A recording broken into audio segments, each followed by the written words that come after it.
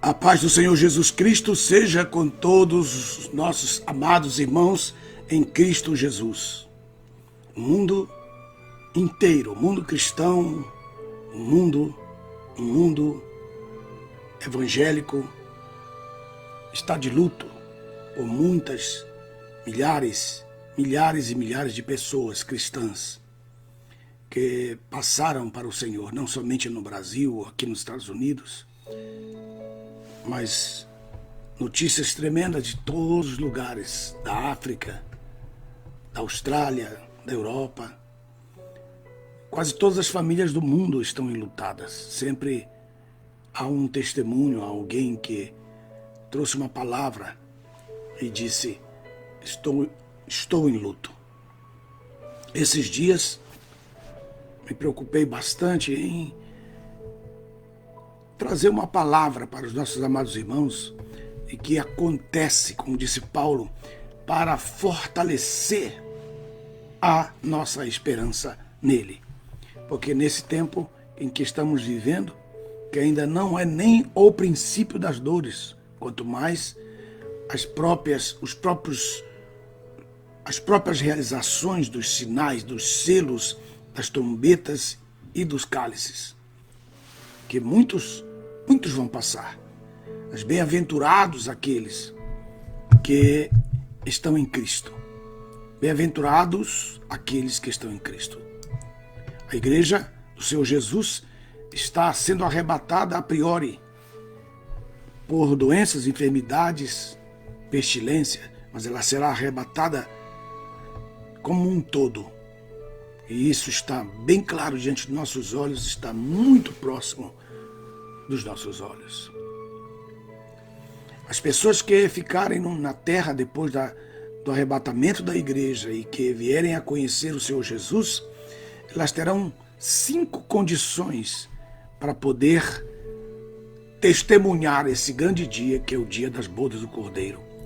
E entre essas 5 condições, uma dos que ficarem, dos que não ouviram falar do Evangelho, daqueles que vão ouvir a pregação dos anjos, aqueles que vão ver o testemunho da morte, que vão receber o testemunho da vida, do tempo, dos sinais, dos milagres, da morte, da ressurreição e da ascensão de Jesus, que será vivenciado pelas 2 testemunhas.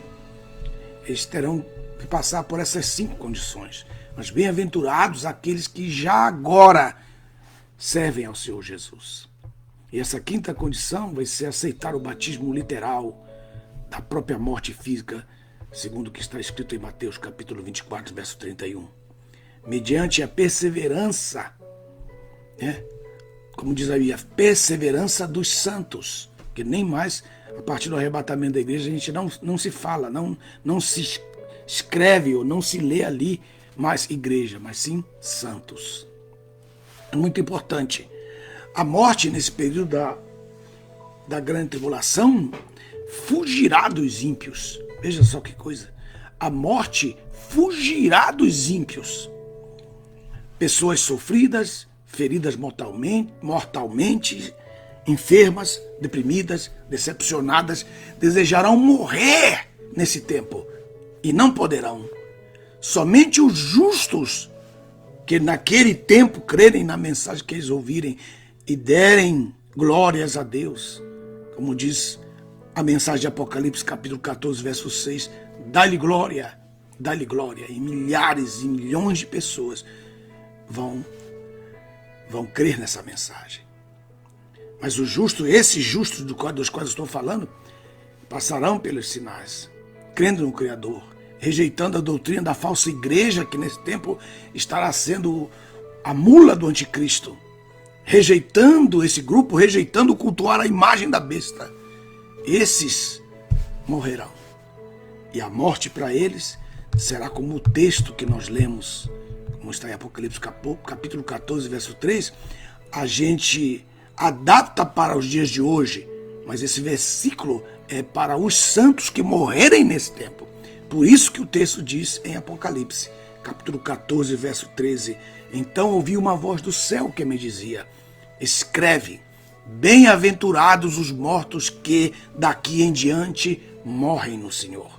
Daqui em diante morrem no Senhor. Sim, diz o Espírito, para que descansem dos seus sofrimentos, dos seus trabalhos, porque as suas obras o seguirão. Esse texto volta a ser lembrado em Apocalipse capítulo 20, versículo 6. E tem paralelos em 1 Coríntios 15, 18 e em 1 Tessalonicenses capítulo 4, versículo 16. É muito importante que alguém venha falar sobre isso. Os ímpios terão inveja da morte dos santos. Já tem hoje isso, muito mais amanhã. Tal qual uma pessoa sofre de insônia, agoniada, inveja aqueles que dormem profundamente, assim também será nesses dias. Morrer nesse tempo será uma prova de felicidade. A experiência com a morte física, ela é curta, irmãos. Ela é curta. Para começar, os santos não veem a morte. Os santos, os que morrem em Cristo, não veem a cara da morte. Não pense que vem a morte com aquela imagem tradicional que todo mundo já conhece, que a gente aprende desde criança. Mas eu quero dizer para vocês, os justos, os regenerados em Cristo, os que creram no Salvador, jamais verão a morte. Quando Lázaro morreu, antes da morte de Cristo, os anjos já levavam os justos para o seio de Abraão. Jesus, ao morrer, transferiu este seio de Abraão para o paraíso, que é a terceira dimensão da Nova Jerusalém. A Jerusalém, Nova Jerusalém, tem 3 dimensões. Aqui que lembra tudo o que aconteceu, a criação dos anjos, o universo de Deus, do universo de Deus, não do nosso, porque o nosso está dentro de um firmamento. Isso aqui é importante. Eu quero mostrar aqui para vocês esse ponto, para que a gente possa continuar falando sobre isso. Quero desenhar aqui para vocês, veja só. Já estou preparado aqui com o desenho. Queria que vocês vissem aqui, ó. Aqui o desenho. Tudo isso aqui, toda essa região aqui é água. Esse aqui é o mundo. Esse aqui é o mundo de Deus. Vou fazer o mesmo desenho aqui. O mundo de Deus. A Nova Jerusalém, né? Tudo água, universo de Deus, tudo água. Todos. E no meio desse universo de Deus, no meio das águas, abaixo, nas águas abaixo, como está escrito em Pedro, né? Pedro disse que no meio das águas nós subsistimos. Deus então colocou o firmamento, e no firmamento ele pôs as galáxias, o universo. Então nós vivemos aqui, nessa pança, nesse ventre da natureza, nessa pança da natureza. Nós estamos aqui. Você nasce aqui, nesse universo, dentro da Terra. Só ampliei mais a Terra aqui. Mas a Terra seria um dos pontos menores desse universo aqui. Então você nasce, você é gerado aqui. Então a natureza te dá luz, Então você vai para o mundo de Deus. Então você vem para o mundo de Deus. Hebreus, capítulo 12, versículo 22 a 24. Tende chegado ao Monte Sião, a cidade do Deus vivo, a nova Jerusalém celestial. Essa é a mensagem de boas-vindas que nós recebemos quando nós morremos. Então, nós passamos por um vale, para nós sairmos desse mundo, nós passamos por um vale chamado regiões celestes. Um vale terrível. As regiões celestes, os irmãos sabem que são a habitação temporária de Satanás e seus demônios, né? Muitas pessoas pensam que Satanás está no inferno. mas o inferno ainda nem foi inaugurado. Isaías capítulo 37 fala que Deus colocou lá o enxofre e vai acender o fogo do inferno. Está escrito em Isaías. Então eu queria que vocês prestassem atenção nesse detalhe. O inferno ainda não foi inaugurado, ele vai ser inaugurado. E para onde as pessoas ímpias vão? Para o seio de Abraão, a um lugar, né? Vou fazer aqui um pequeno desenho aqui, chamado, que tem um abismo, tem um lugar de tormento, e tinha o seio de Abraão e tinha suas portas. Jesus desceu até aqui e levou esse lugar para a Nova Jerusalém, na terceira dimensão.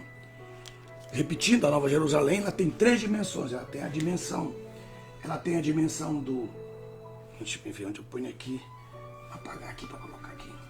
Ela tem a dimensão do era, ela tem a dimensão do é, e ela tem a dimensão do será. Tem a dimensão do será. Essa terceira dimensão, onde está o paraíso. O paraíso está aí. Por isso que durante os selos, a partir do selo, do 5º selo em diante, que os mortos, que são os mártires da grande tribulação, eles vão para debaixo do altar. Por quê? Porque este lugar, o será, que é o paraíso, será selado com a vinda das almas de todos os justos para os seus corpos, para se encontrarem conosco, e nós juntos subimos para o presente da eternidade.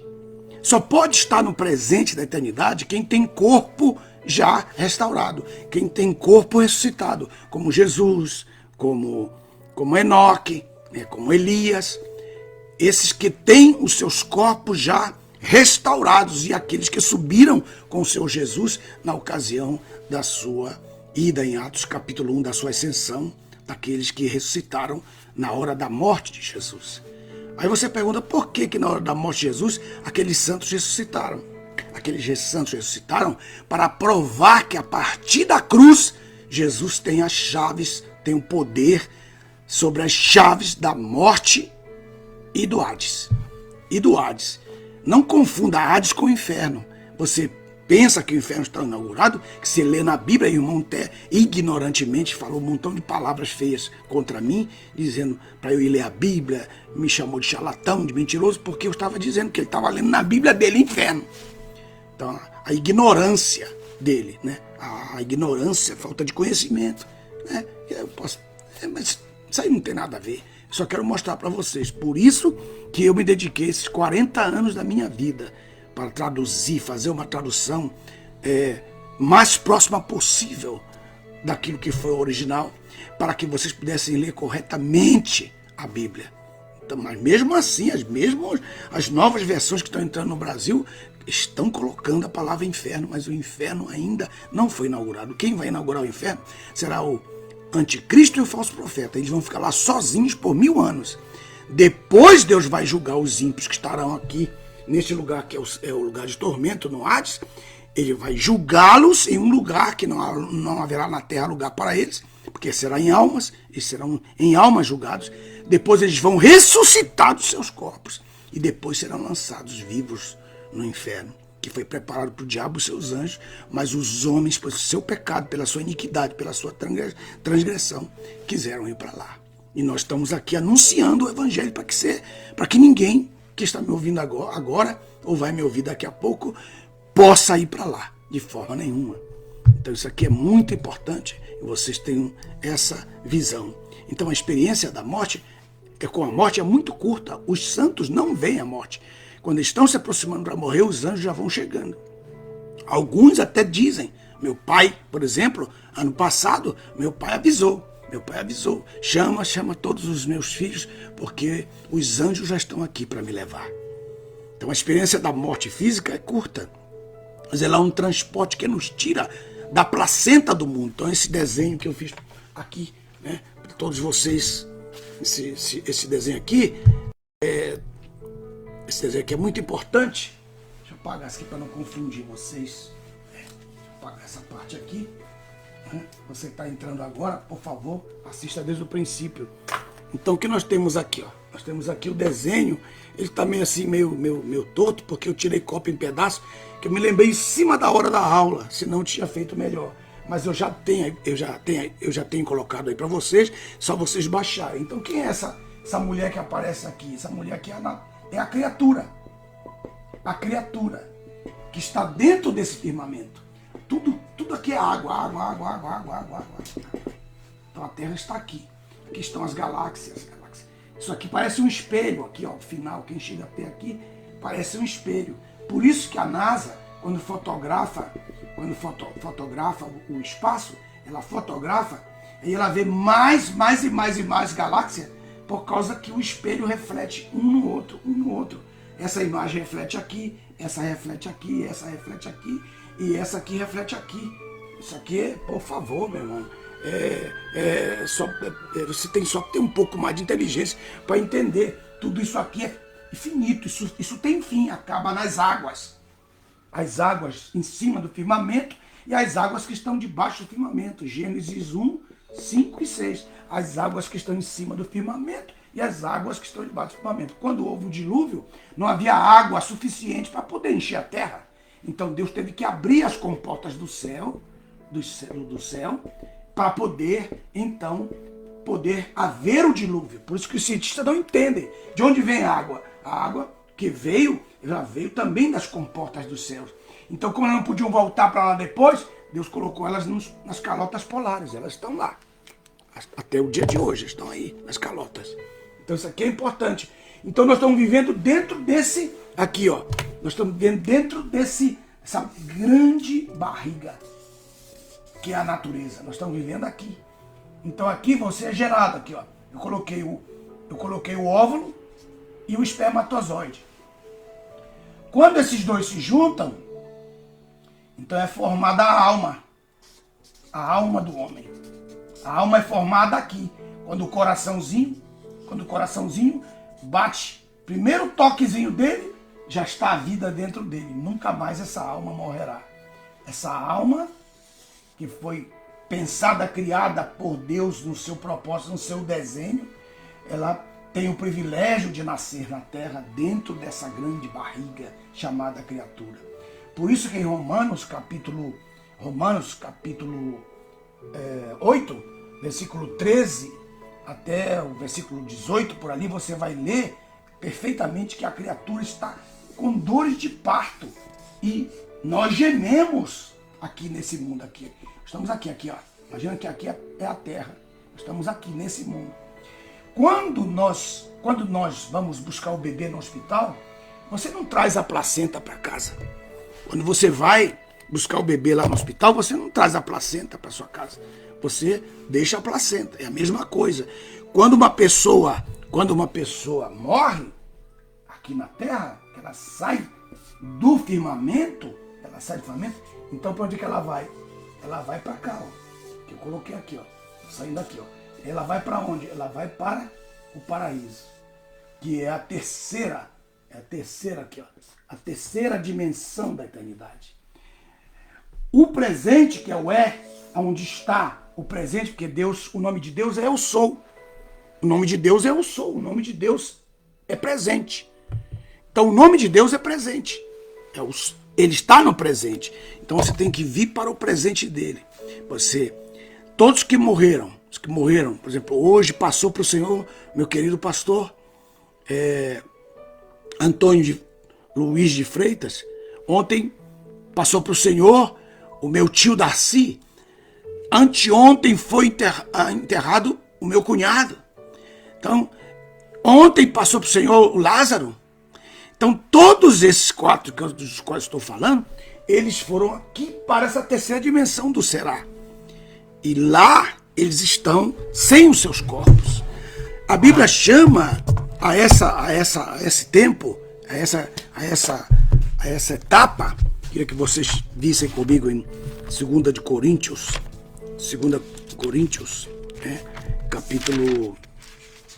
capítulo 5, veja aí no 2 Coríntios capítulo 5, veja comigo aí, eu estou aqui de olho em vocês, estou de olho em vocês aqui. Estou de olho em vocês aqui, né? Raimundo Nonato, estou de olho em vocês. Tiago Barreto, tô de olho aí, Ricardo, todos vocês aí. Hoje eu não tive tempo de saudá-los, não. Francilene Rosignoli, meu querido José Luiz Hermida, todos que estão sempre comigo aí. Hoje eu não posso saudá-los. 2 Coríntios, capítulo 5. 2 Coríntios, capítulo 5. Anete, eu vou ter que falar em público aqui, mas não tem jeito, eu vou ter que falar. Traz o outro sapato para mim, porque eu tô com muito frio nos meus pés. Ok? Muito bem. Já traz com o cadastro desamarrado. Ok, então. Capítulo 5, versículo 1 de 2 Coríntios. Porque sabemos que se a nossa casa terrestre, marque aí casa terrestre, é o seu corpo, esse tabernáculo for desfeito, este tabernáculo, né? É que a casa for desfeita, temos de Deus um edifício, quer dizer, um corpo, um edifício, casa não feita por mãos, eterna nos céus. Então Deus preparou um corpo, que está lá em 1 Coríntios, capítulo 15, 1 Coríntios, capítulo 15, versículo 42 e 43. Verso 2. E assim, neste tabernáculo, gememos, desejando ardentemente ser revestidos da nossa habitação, que é celestial. Então o corpo que nós vamos receber é celestial. Ele tem o DNA de algo da terra, mas ele é celestial. Continuando, capítulo 5, versículo 3. Capítulo 5, versículo 3. Se verdadeiramente formos achados vestidos e não formos achados nus.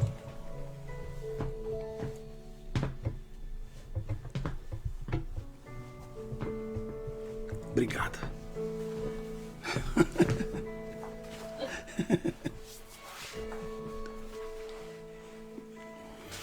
Muito bem. Aí o verso 3. Se verdadeiramente formos achados vestidos e não fomos achados nus. O que significa isso?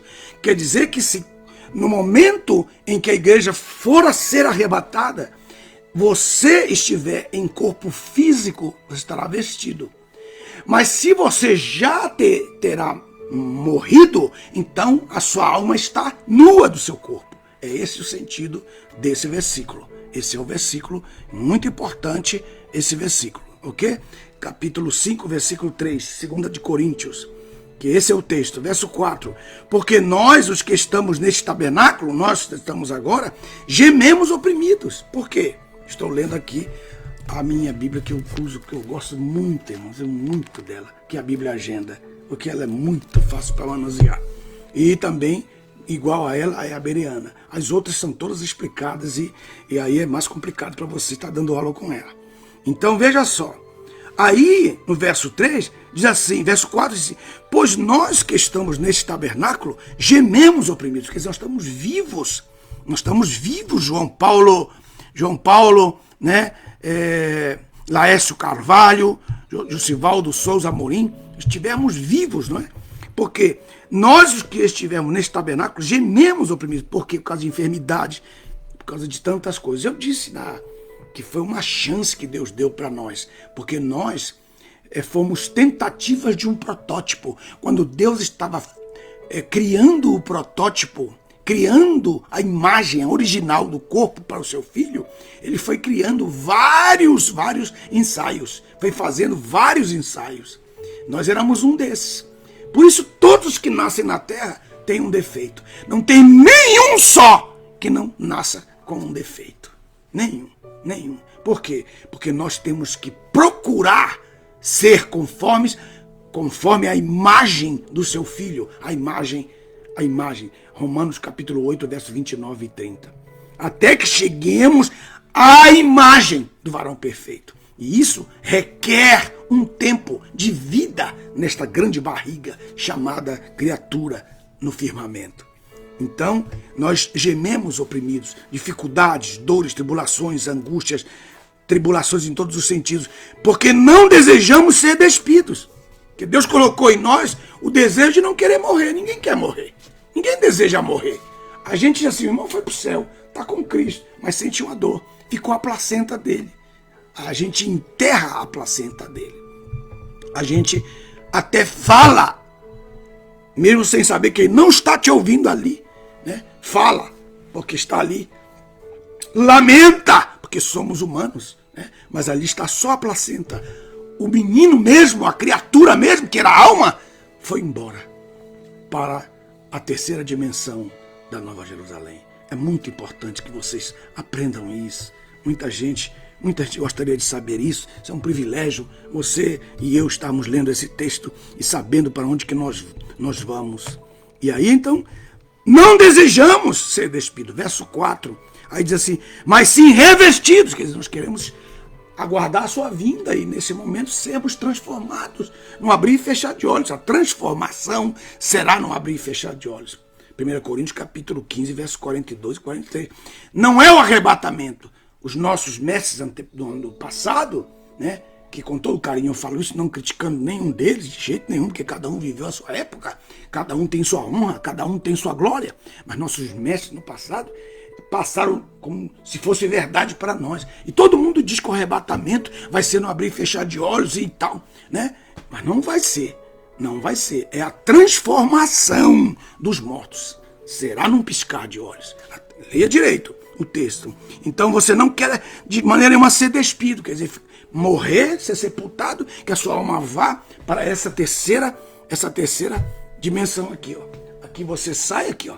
Sai da natureza, sai da criatura e nasce. Por isso eu digo, você não morre, você nasce. A placenta fica na terra e você vai para o paraíso. E lá no paraíso espera a ressurreição.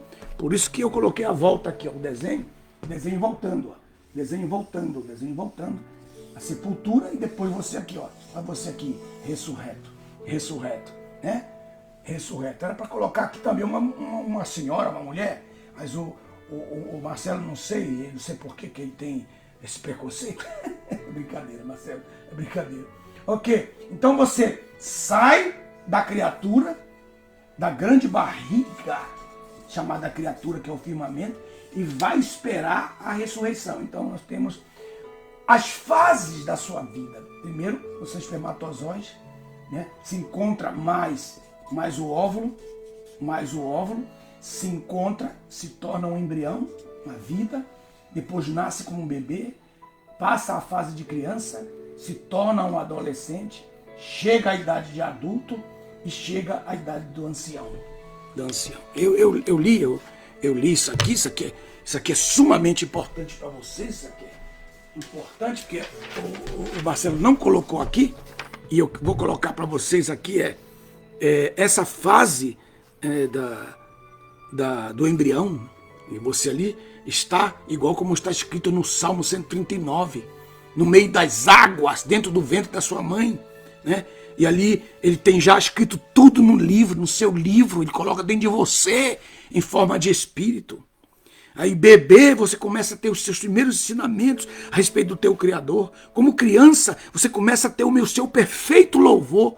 Aqui você já começa a ser treinada para a eternidade, porque já como criança, o perfeito louvor começa a estar nos seus lábios. Aleluia. Oh, aleluia.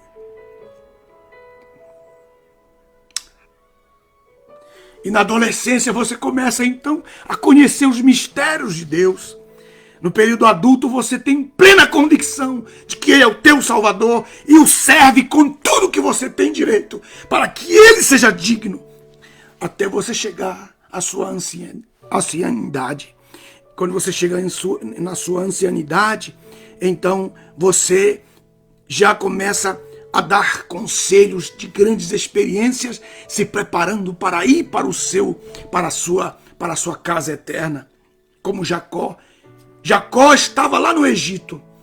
E quando ele estava no Egito, ele disse, quando Deus me fizer levantar daqui, me façam sepultar da terra de Et, lá onde Abraão tinha comprado a sepultura para a sua esposa Sara e também para ele mesmo, onde eles foram sepultados. Então eles foram em grande cortejo, atravessaram todo o deserto do lado oriental, entraram entre os cananeus e sepultaram Jacó. Jacó agora está lá. Por que ele está lá? Para atrair para si os seus filhos. Quando os nossos parentes, nossos pais, nossos familiares vão embora, eles estão nos atraindo para que nós não fiquemos aqui neste mundo. A Bíblia fala que quando as tribos começaram a entrar pelo lado oriental, que elas começaram a entrar pelo lado oriental por trás de Moabe, né? Por trás de Moabe, então diz a Bíblia que as duas tribos, a tribo de Manassés e as outras tribos que acompanhavam, estavam as mais velhas, os filhos mais velhos, eles disseram: nós vamos ficar aqui, nós não vamos atravessar o Jordão.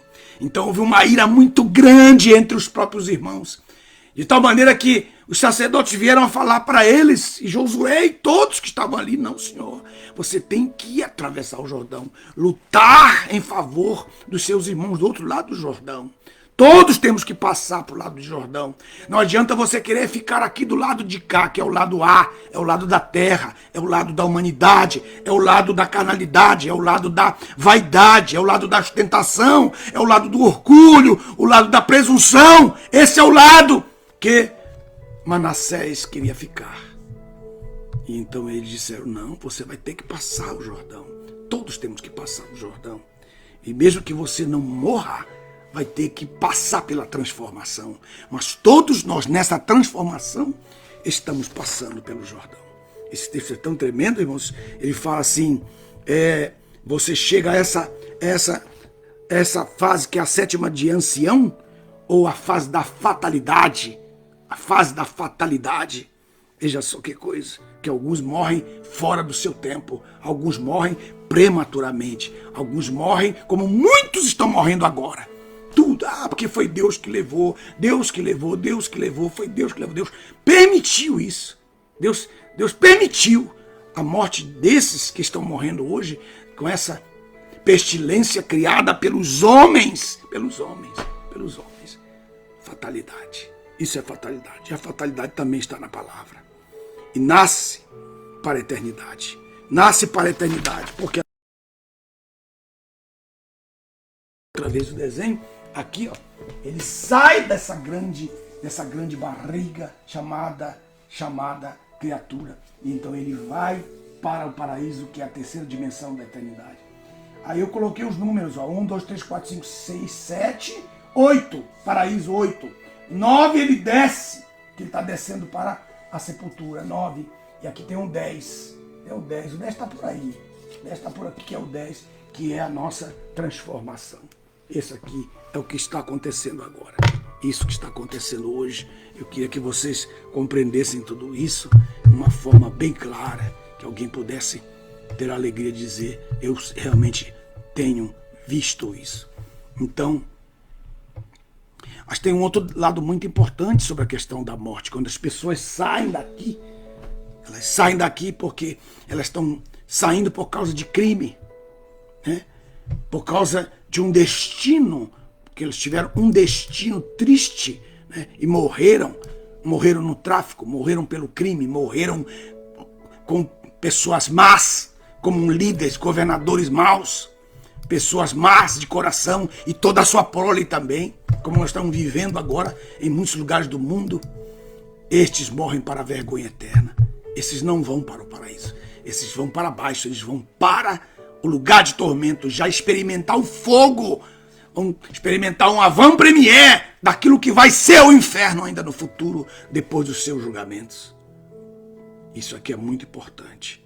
Se não provém do vício, se não provém do crime, se não provém da vergonha eterna, então eles vão para o paraíso. Isso aqui é muito importante, pois isso aqui, quando nós recebemos o Senhor Jesus como o Senhor e Salvador da nossa alma, o nosso espírito humano, não confunda espírito com alma. A alma é a personalidade, a alma você é a pessoa e não o espírito. O espírito é a comunicação, foi os que soprou para você poder ser uma alma vivente.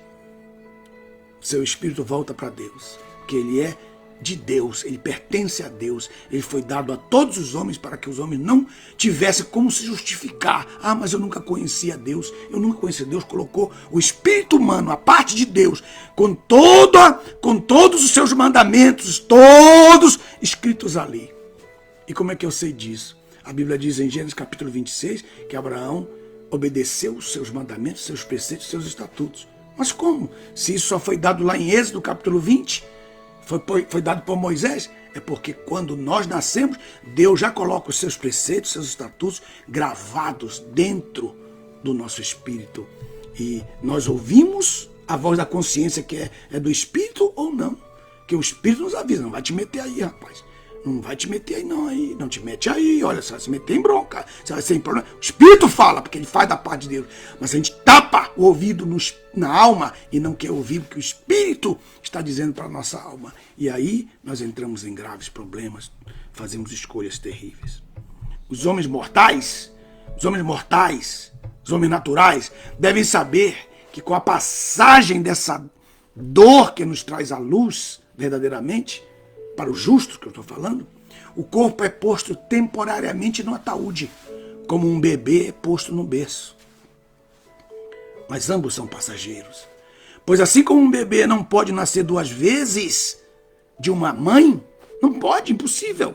Também um homem, fisicamente, não poderá morrer duas vezes. Como nascem os bebês, ricos ou pobres, meus irmãos, assim todos os homens são diante da morte. Não importa a condição do homem na vida, um dia estará em um funeral e um ente querido, de um ente querido ou com um ente querido. A quem dirá Deus, enquanto a alma que partiu está dizendo para ele até logo. E o seu reencontro somente depende da mesma decisão que aquele justo teve, da sua decisão, igual aquele justo teve. Isto é, da mesma decisão de ambos em Cristo, ainda nesta vida. No livro de Levíticos, capítulo 25, 30 e 31, creio, se não me falha a memória, isso que me veio à mente agora, eu vou ler para vocês. Levítico capítulo 25,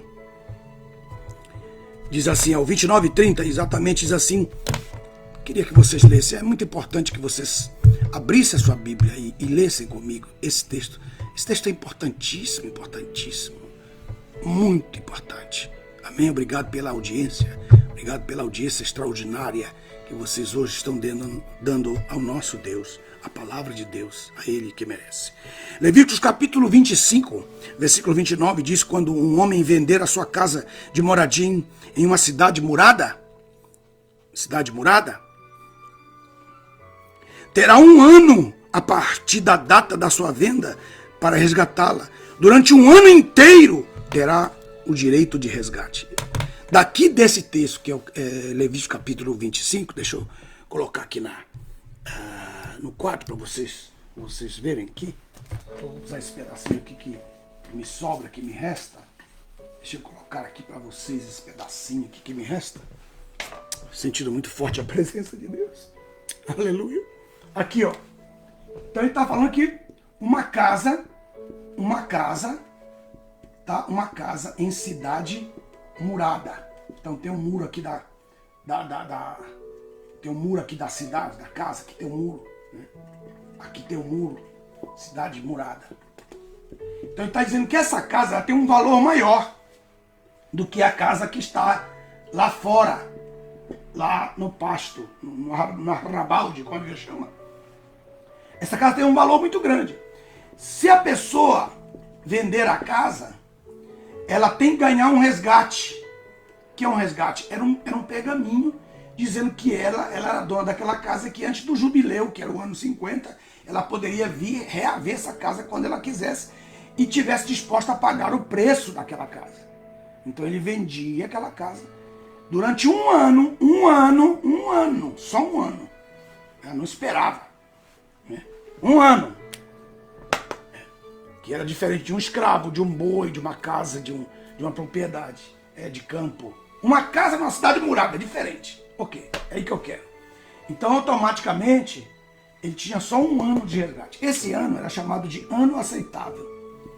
Ano aceitável. Que ano aceitável? O ano aceitável do negócio. Do negócio do resgate. Esse é o sentido. Então ele tinha um ano para resgatar. Se passasse aquele ano, por exemplo, o ano inteirinho de 2020 passou, aí você viesse no dia 1º de janeiro de 2021, não podia mais resgatar, porque tinha só o ano aceitável. Por isso que você tem lá Isaías capítulo 61, que o Jesus ressuscitou dentre os mortos, para apregoar o ano aceitável do Senhor. Voltando aqui para frente, estão mostrando aqui, o ano aceitável era o ano que você, em vida, no seu corpo físico, você tem para poder resgatar a sua alma. E quem é essa casa? A casa é a alma. E o muro é o quê? O muro é o corpo. Então, enquanto essa casa está dentro desse corpo, enquanto você está vivo nessa terra, você tem direito ao resgate que foi pago pelo Senhor Jesus Cristo. Então, você tem direito nesse resgate. Então você, agora em vida, antes que venha o juízo, você tem direito a clamar pela sua salvação, que foi paga já. Porque o mundo, eu sempre digo, não será condenado porque é pecador. Porque não é o pecado ou não pecado agora que vai te levar para essa terceira dimensão. Não, o que vai te levar é a tua confissão em favor da tua própria alma, pela santificação, pelo depósito do sangue de Cristo, que foi depositado em teu favor no grande propiciatório do trono de Deus, e você clamar a Ele e dizer, eu creio que tu morreste por mim, tu és o meu Salvador, então você resgata essa casa. E diz o texto no capítulo 25 de Levítico, verso 30, mas se durante esse ano a propriedade não for resgatada, isto é, mas se esse tempo de vida, a sua alma nesse muro do corpo não for resgatada, a casa que estiver na cidade morada será dada para sempre como propriedade àquele que a comprou, isto é, Satanás. Porque por suas gerações, e não será liberada no ano do jubileu. Não será. Então é muito importante, porque você não é sua alma não é um objeto, ela vale, ela tem muitas bênçãos para poder viver e reviver. Esse é um princípio muito importante aqui, que eu queria que vocês vissem agora. Então não importa a condição do homem em vida. O homem mortal, como todos nós somos, só que tem algo em nós que estamos resgatados em Cristo, uma diferença muito grande. Por isso que você lê Eclesiastes e lê Provérbios, e você vê a diferença entre a linguagem dos dois. Por quê? Porque Salomão falou em Eclesiastes para o homem natural. O homem natural, sem dar valor à sua alma, ao seu espírito, ele é como uma besta, morre como uma besta, sepultado como uma besta, como uma mula. Né? Mas quando ele conhece a Deus, aí é diferente a linguagem. É a linguagem de Paulo, lá em Romanos, no capítulo 8 de Romanos. Então o homem mortal, o homem de Eclesiastes, deve saber que a campa se iguala ao leito da maternidade.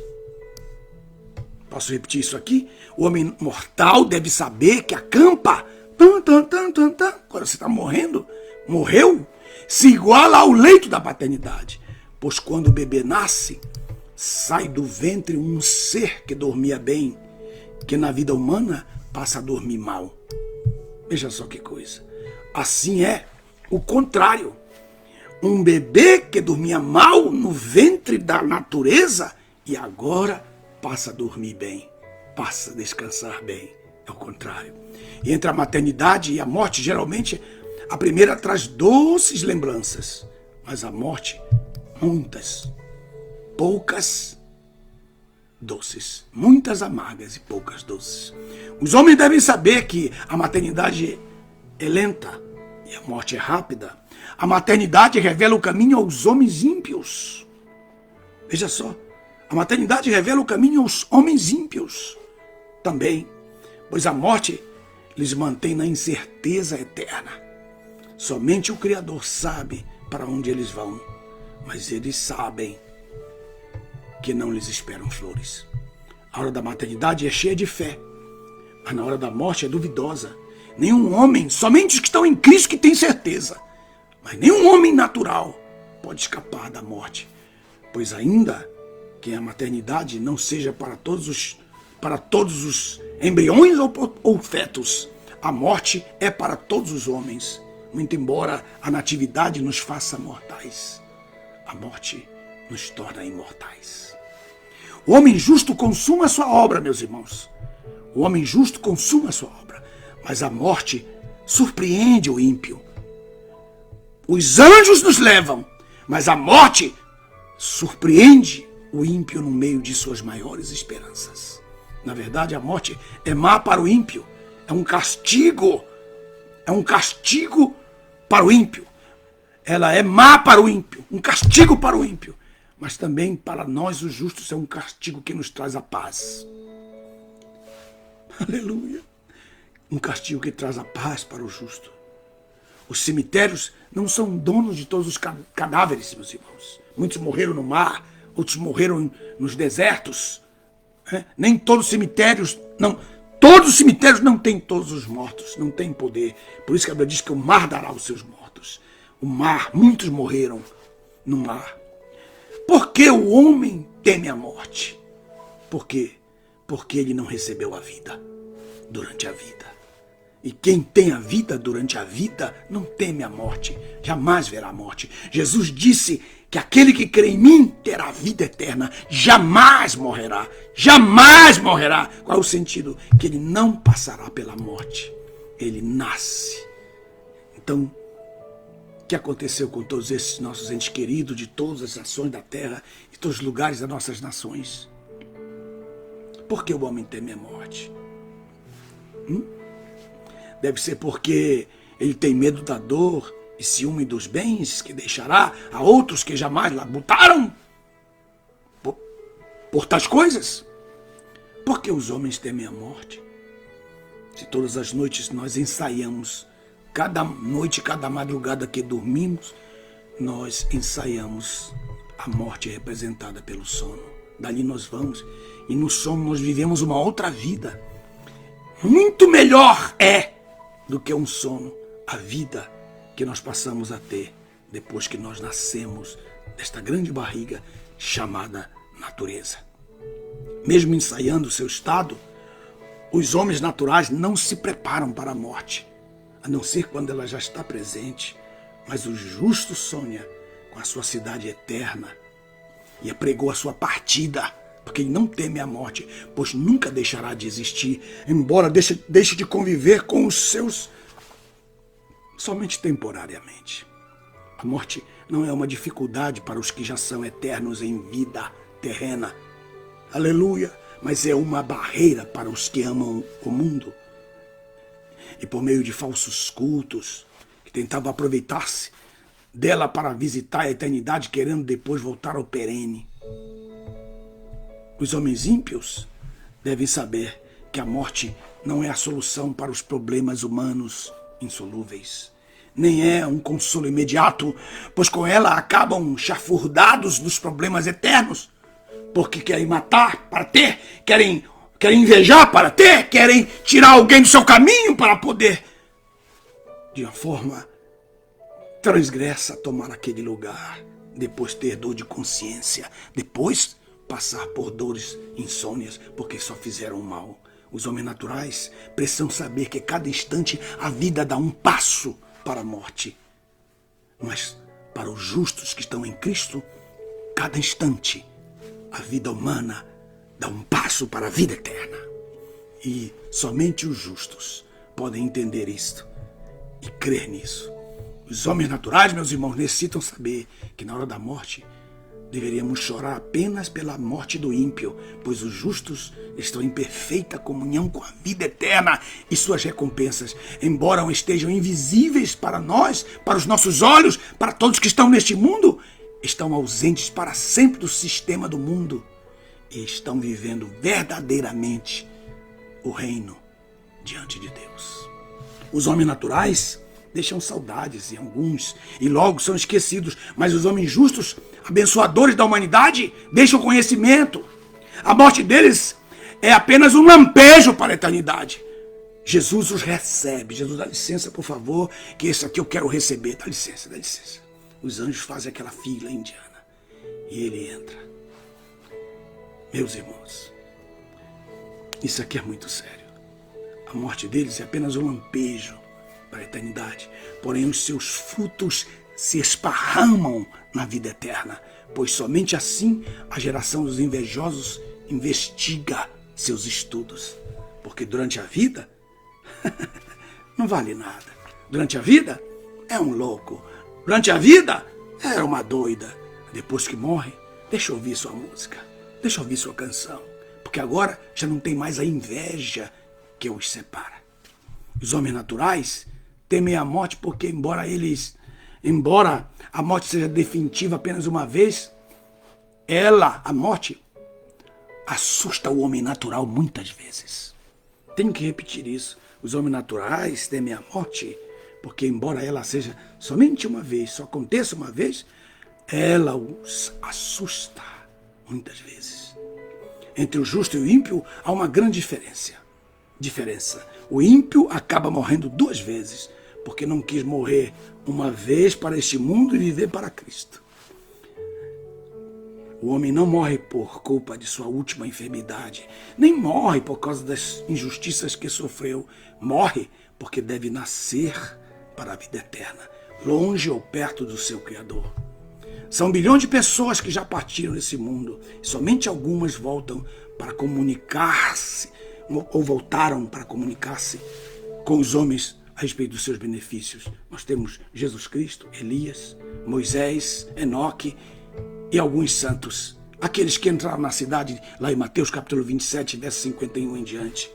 Mas logo eles voltam para a sua vida original, pois este mundo nem se compara, de forma nenhuma se compara, à cidade celestial e eterna, que lá no texto do Salmo 87, verso 1 e 3, diz que é a nossa cidade, que nos deu o nosso passaporte, a nossa cidadania. Por isso que alguns amados que já se foram são para nós gloriosos motivos de que não seremos ignorados ao chegarmos ali. O homem natural deve saber que somente assim compreenderemos que devemos nos alegrar junto ao bebê que nasce e quando o homem justo e maduro morre, porque na sua morte se despe da sua velha ninfa, onde atreladas a ela estão todas as consciências humanas, e se veste das vestimentas luminárias eternas que Jesus Cristo nos dá. A morte foi criada para ser um juízo pela desobediência de Adão e toda a sua raça, e acabou sendo um prêmio para todos os justos, pois somente ele, depois que se regenera em Cristo, mediante a obra do sangue, do Espírito e da Palavra de Deus, conhece o que há na eternidade e sabe ainda que a morte não é um sono eterno, e sim uma passagem perene e minúscula, onde se principia a sua imortalidade. Os homens ímpios inconscientemente correm atrás da morte porque não sabem conviver com a disciplina da vida, porquanto não deixarão lembranças que possam ser imitadas, mas cometerão atos pelos quais verdadeiramente se deve chorar.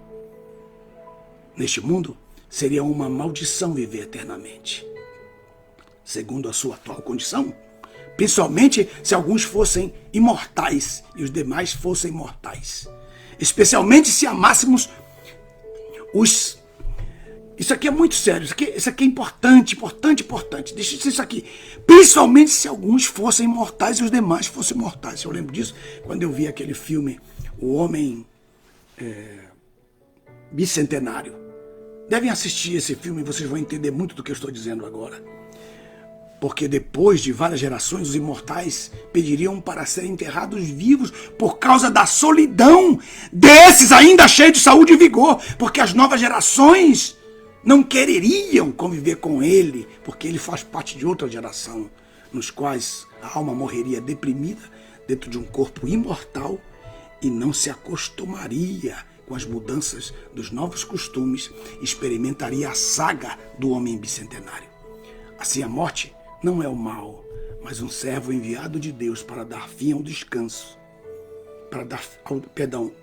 ao falso descanso da terra, ao descaso da vida, à revolta às paixões, aos pensamentos, aos projetos de vanglória para acumular de honra a obra desprezada de um justo. Cada vez mais os homens justos se aproximam do dia da sua morte, mas não verão a morte. Mais desprezíveis se tornam diante das belezas e concupiscências desta vida humana, porque eles já deixam isso aí de lado, pois sabem que morrer não é vergonhoso, e se morrer prematuro e vergonhosamente. Na verdade, o justo não morre enquanto vive no coração dos seus discípulos. O homem sem Deus teme a morte. O infeliz fica invocando-a. O criminoso a provoca. O justo a despreza. Que Deus abençoe vocês.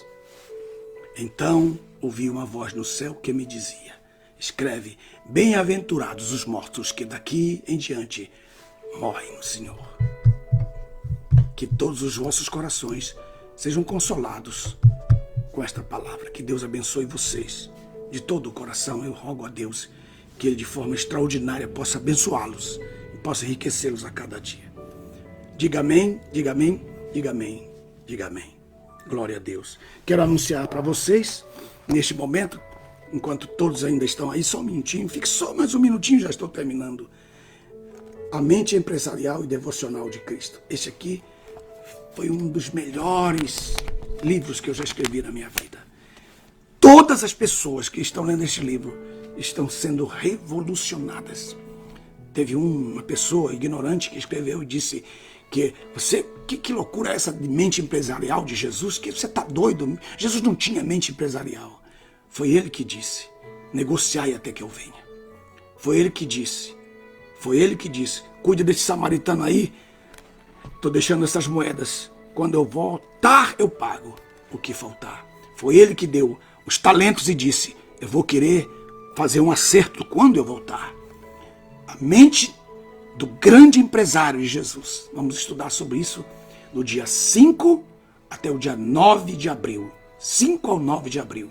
Você pode juntar um grupo de 5 pessoas, você pode fazer com a sua esposa, um filho seu, você pode fazer sozinho. Tem 3 modalidades de pagamentos lá no Osana Bible School, e também tem um link no meu jesus.com.br, tem um link, mas no osanabibleschool.com, não tem BR, Osana com H e 2 N's, Osana Bible School em inglês, Bible School em inglês.